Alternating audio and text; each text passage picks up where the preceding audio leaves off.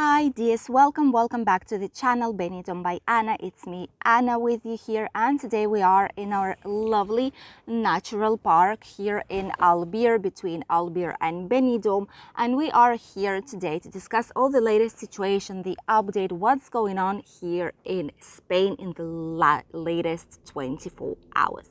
So we have some great news going on, so make sure you follow the video up until the end. First of all, let's talk about the situation. Well, the situation is actually still getting better. Some countries were talking about that here situation is getting worse, the amount of cases is increasing, but to be honest with you, I don't know where this information came from. Probably it's just like a news bubble or like fake news, something like that, because for the last day we've had 4,763 new cases, which is an amazing number because it's decreasing day by day. We've already have like less than 5,000 cases, which is great news, definitely. But the best news comes now. We are officially out of the high risk. Yes, we did it. Last time we were out of high risk was 1st of July, and afterwards we went into the high risk and then extreme one. So it's been a while, but we are eventually here. We are right now officially in a medium risk with the index for 14 days of 140 people per every 100,000 of them. So we are all very happy that this is happening. We just hope that everything will maintain the same way as it is right now. Means getting better. Why? Because a lot of scientists and specialists here in Spain, what they say is that it's kind of a cyclic thing. So it comes like a cycle, you know, it just goes round and round non-stop, like a circle, you know. So it comes like all the cases, in summer they are less, but then they're going slightly higher up in winter, like autumn time, then they are better once again back when the good weather is coming. So they think it's going to be the same thing this year once again, but taking into consideration that there is a vaccination, specialists say that we will not have such a big, like serious waves of people getting the virus as we've had the previous like months and even the previous year. So it means that no severe restrictions will be necessary from now on, which fingers crossed is the truth, because right now Spain is starting to recover slowly but surely. You know that already. We do not have any kind of night curfew. We do not have a limitation of 10 people maximum in groups, which we used to have. And in general, like Valencian region, okay?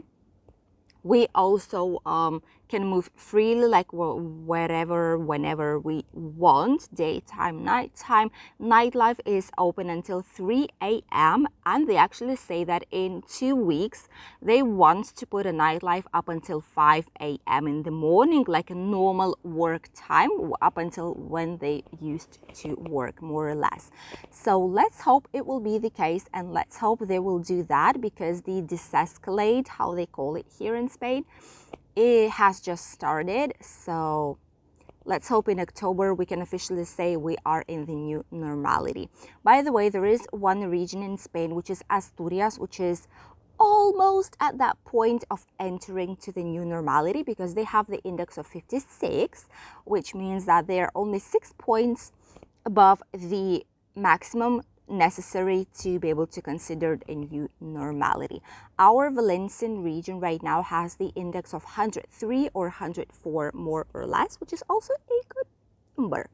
I have here a map for you guys, a special map with all the restrictions that we have in Spain, because we can talk about it for a long time, but actually when you see it, I know some people have visual memory better than like just on when you talk.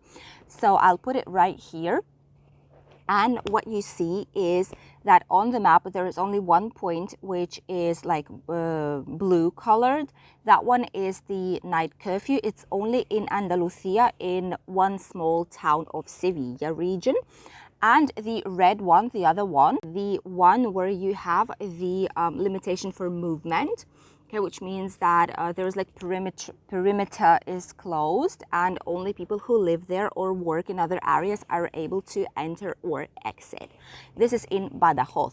Apart from that, all the other regions, they don't have any night curfew, they don't have any like limitation in movement, nothing at all. What we do have is just like some occupancy limitations, timetable like of things opening up and closing down, masks and social distancing. That's basically it. We don't have anything else here, so I hope it will stay that way, which is just great. All the regions actually show a better number, not only in terms of cases, which is important, but not as much as numbers of people that are hospitalized or that are in the ICU units. These numbers, I think, are the most important ones in every country, because like people will get cases, you know, people will get it in any case, but if a person does not have any symptoms, that's okay. The most important thing is to know how many people of those who are getting the virus are seriously ill and are in the necessity of going to the hospital. So these numbers have decreased as well. Comparing the previous day and the day of today's data, what we have is almost like 70 to 73 people less in the hospital, and between 20 and 30 less in the ICU units, which is amazing news. It's the best news ever, which means that hopefully the situation will continue that way, and we will already start noticing the improvement of the situation in the hospitals as well. The number of deaths also has decreased. We've used to hit like 140, 150, 178. Right now it's 72 or 73 cases. Not sure just now. I'm going to put you the exact number right here. And yeah, the number has also decreased, so we are celebrating this news. In terms of how people act right now, you know that here in Spain, we usually do not have like these groups that are in denial of the virus. There are people that are afraid of the vaccination because they don't know what the adverse like effects will be, because they're afraid. They've watched like a lot of Twitter, a lot of like YouTube, Instagram and stuff like that, like a lot of social media, Facebook, and they are just very afraid of what's waiting for them, afraid of getting the vaccine because of the lack of information, you know. I don't say that it's good or bad, okay? You know that I personally have chosen for myself to get the vaccination, as well as all my family did, except for my daughter, because she's still very young, she's 7. But we all did get the vaccination, even my husband, who got the virus before. He knows what it is, what he's been through, so he got the singular doses as well these days, so everything is fine. But I also expect other people's opinion. Like if you are afraid, if you don't want to get vaccinated, well, it's your choice. You know, we're not gonna say if it's bad or good. It's just choice of every person. But here in Spain, it's not as common to deny the vaccination or even the virus, not as in a lot of other countries where I've seen even protests and manifestations for the virus and for the vaccines, like especially where they want to make them obligatory. So yeah, this is what the case here in Spain is. In the end of September, after 26th, they will probably let us know the new restrictions in terms of traveling. What we already do know and what happened at the beginning of September is that US is already out of the green list. Once again, it was in there for quite a while, but right now it's out of the green list, so they need to have any kind of specific requirements that are stated in the official document on the website of Spain Travel Health. I'm going to put you the link right here down below in the first comment put by myself, so you can find all the information on the website right there. But basically, yeah, US is out of the green list, so they need to have obligatory vaccination that is approved by European Union and Spain. Like the product itself, it has to be Pfizer, Moderna, AstraZeneca, that they've changed the name. which is even more difficult one right now to remember, or Janssen, or two Chinese ones, which are Sinovac and Sinopharm. Okay, so then they are allowed to come, or if they like live here, if they were just on holidays, if they have any kind of property, real estate here, and etc. If they have family and stuff like that. But if not, just as tourists, it's not possible to come from US once again. So these measures will be checked at the end of September, and we'll see what's going to be happening, if Spain will be opening up completely for tourism or just not yet. The other news that comes from our Valencian region that I wanted to let you know about is especially useful for the people who are interested in solar panels, like solar system energy in general, like cleaner energy, I would say. Or are living here, or are planning to come, or just have here like a rented home, and they do not want to pay for electricity as much as we do pay right now, which is just crazy. Today we had the new maximum of 152 euros with some cents for megawatt hour, which is just huge number. It's the record. We did not have this number, like never ever in the history of Spain. So it's something to consider, because here in Valencian region there's been an update on the law which is actually allowing to purchase the solar panels and install them a lot faster, a lot easier, and not with so much of Spanish bureaucracy. As you all might know, here in Spain we have a huge problem with the bureaucracy. It's all the paperwork that you need to done in general, not in terms of only solar panels, but in general for the living. It's a very hard topic to talk about. Maybe we'll do it in some next information videos that I'll be doing here on the channel. If you want a video about how difficult the paperwork here in Spain is, let me know in the comments. Let's chat there, and then I'll prepare it for you gladly. So all this in terms of asking to install the solar panels, getting the permission, the approval, going to the company, preparing all the documents that you need to send to the electricity company as well, of why you don't need that much energy anymore, and etc. Like all that was taking too long. This is why people were not just installing them. This, and also the high cost of these solar panels. Right now, even IKEA has made some solar panels that are suitable for our area and are a lot less expensive, which they're selling actually in IKEA here, so you can purchase them. And they even have like a manual instructions of how to install it by yourself. If you're good at these type of works, you can do it by yourself. It's going to take you like a whole day, maybe even more, but at least you can do it probably. What they did is that they simplified all the bureaucracy, all the numerous documents that you need to provide in order to be able to install the solar panels at your house as a particular owner. Okay, we're not talking about the company or about the companies that install them to sell the energy to someone else. This is just for your own use, okay? So what they did is basically they've simplified it to only one document, which is like a declaration, like you declare that all the information is correct. You sign this document, so they themselves search for all these documentations inside of the information database that they have here in Spain. And if the information is not correct, then what they can do is just put you a fine due to lying in an official document.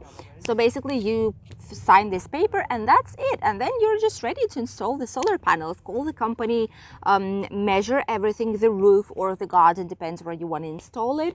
And right now, for those who are interested, the solar panels were used to cost between the 1,000 euros and 5,000, depending on the square meters of the panels, of how many panels do you actually need. They say that here in Spain, for a villa, for example, like an average size villa, to fully be functioning on solar panels and not to have a lack of energy, it's needed at least 6 to 7 solar panels installed on the roof, which is not a small amount of money. But taking into consideration that more and more companies are emerging, because as you might know, Spain has in average more than 350 days of natural sunshine and sunlight, so it's actually a good way to be able to save up some money. Although approximately they've calculated, the experts, that approximately you need 5 years to be able to say that okay, this is profitable now. But if you're living here long term and you're not planning to leave anytime soon, then this might be the option, especially seeing how the situation is just not under control anymore with the usual electricity that the majority of us use here in the country. Sad but true. So more and more people now, with the ease of all the requirements, will probably be installing these solar panels in their houses because it's a lot more profitable on long term. This is what's happening here in Spain for today. And what about the Spanish weather? Well, the weather, I must say, it's still very warm, although the breeze, it's already slightly colder than it was in summer, so it's a huge plus. Right now I'm in a shade, but you can see on how bright it is outside and that the sky like barely has any clouds in there. This situation, it will be only here and on the south part of Spain, as you can see on this map, because on the north, like northwest, east side and slightly in the center, there's going to be some clouds and there will be some rain, especially in Catalonia and north parts. Here, for now, it's going to be sunny. In the next few days, what they say is that Saturday, Sunday will be quite okay, but there is a new front of rain which is coming to Spain, and by Monday all the sky will be covered in clouds and it's going to be raining in a lot of regions, maybe even here in our area, who knows. And in terms of temperatures, I want to say that temperatures are mild, are very, very nice, almost in all parts of Spain, except for Mediterranean area, because here temperatures are very high. There's even a yellow alert right here, right now. The warmest will be in Murcia, where they will hit 36, 37 degrees, and here in our region will be approximately 33. These temperatures, they will maintain the same the next few days, and then by Monday they will start decreasing slowly due to the clouds and the probable rain that will be coming here and in general will be all over the Spain. So for today, the temperatures are as follows. In Alicante area, we'll have approximately 30, but here in Benidorm, 33 degrees are expected on the day of today, Friday. In Barcelona, it's going to be 28. In Madrid, there will be approximately 26, 27, which is a perfect temperature as for me and for a lot of people living here. Finally, we'll be able to relax and not to think about high temperatures and the necessity of bringing a sun hat, a bottle of water, or just staying at home just because it's too warm outside. In Sevilla, it's going to be slightly hotter. There is going to be 33 degrees. In Granada, approximately the same. In Malaga and Marbella, there'll be 27, 28 degrees. And here in Valencian region, it will be, as I've said already, between 30 and 35 degrees Celsius. Murcia, 37. Balearic Islands will have between 26 and 29 degrees, the same in Canarian Islands. So summer slowly is telling by, although at least 1 month from now, maybe even more, we will still have such an amazing temperatures and such an amazing weather. So summer is still not over. A few more weeks are left to enjoy, especially if you're coming to your holidays here right now. This is just ideal weather to make as much things as you want outside, enjoying our beautiful nature and the views of the Mediterranean Sea. I hope you enjoyed watching today's video. I wish you a lovely start of the weekend. Don't forget to subscribe, click a like, and click on the notifications bell so that YouTube would send you a message saying that the new video is already here. I'll see you tomorrow here on the channel. Bye, everyone.